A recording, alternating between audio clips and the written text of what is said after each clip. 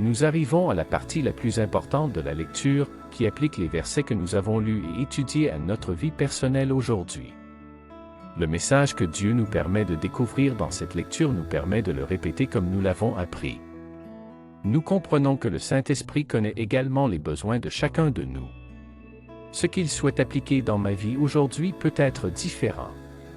Je ne veux pas influencer l'œuvre du Saint-Esprit dans votre vie en ce moment. Il sait comment utiliser sa parole pour nourrir notre esprit aujourd'hui et nous assurer une journée bénie.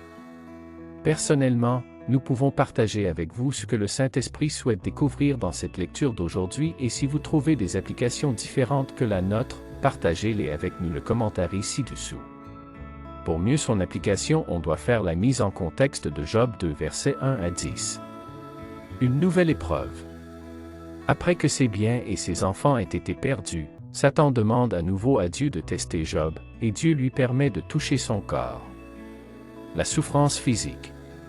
Satan afflige Job de plaies douloureuses sur tout le corps, le plongeant dans une profonde misère physique. L'incitation de sa femme. Sa femme lui dit de renoncer à son intégrité et de maudire Dieu, mais Job refuse fermement. Comment peut arriver à appliquer Job 2 versets 1 à 10 dans notre vie?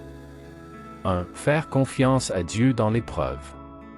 Même lorsque Dieu semble permettre la souffrance, comme il l'a fait avec Job, on peut choisir de lui faire confiance plutôt que de se laisser entraîner par le désespoir.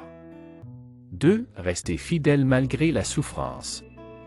La foi de Job est un exemple puissant de fidélité face à la douleur, ce qui nous encourage à garder notre foi, même si les circonstances semblent désespérées.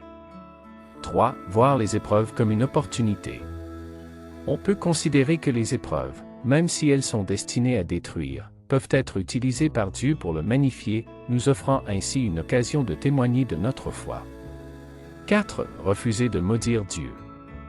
Comme Job, on peut choisir de ne pas rejeter Dieu ou de le maudire, même quand tout semble noir. 5. Soyez prudents dans la façon dont réagissez aux souffrances des autres. Au lieu de tirer des conclusions hâtives sur les raisons de leurs épreuves, offrez un véritable réconfort et une présence amicale. En résumé, l'application de ce passage dans Job 2 versets 1 à 10, on doit reconnaître que même dans les moments de grande détresse, on peut choisir de magnétiser Dieu, de faire confiance à sa bonté, et de considérer les épreuves comme des opportunités de le magnétiser davantage, plutôt que de se laisser détruire par elles. En appliquant ces applications de notre vie quotidienne, beaucoup de gens aimerions à découvrir les secrets d'être différents d'eux. Bye, au revoir.